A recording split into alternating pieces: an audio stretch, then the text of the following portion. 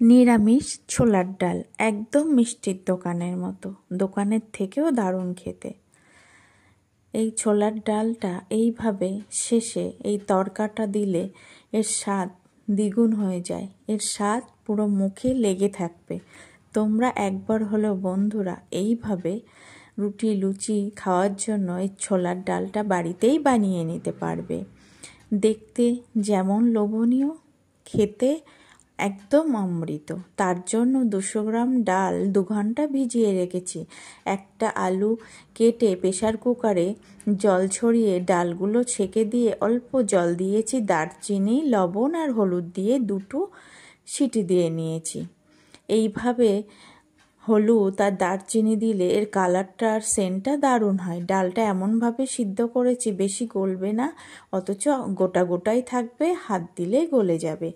এবার পাত্রে ঢেলে রেখেছি। একটা কড়াইতে পরিমাণ মতো সর্ষের তেল দিয়ে গোটা জিরে ফোড়ন দিলাম, আর দিলাম তেজপাতা, লবঙ্গ আর এলাচ ফোড়ন, আর দিলাম 1/2 চা চামচের বেশি আদা কুড়ে, পরিমাণ মতো হলুদ দিলাম, লঙ্কার গুঁড়ো দিলাম, একটু জিরে দিলাম, ধনিয়া গুঁড়ো দিলাম, আর দিলাম টমেটো কুচি, আর দিলাম 1/2 চা চামচ চিনি।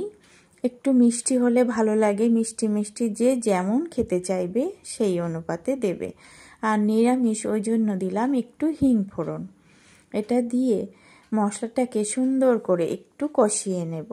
অল্প কষিয়ে বেশ আদার একটা সুন্দর সেন্ট বার হবে, তখন সেই সিদ্ধ করে রাখা ডাল আলু জলটা দিয়ে দিলাম।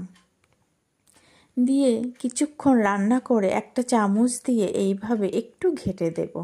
তাহলে কিছু ডাল একটু গলে যাবে আর বেশিরভাগ ডালই গোটা গোটা থাকবে।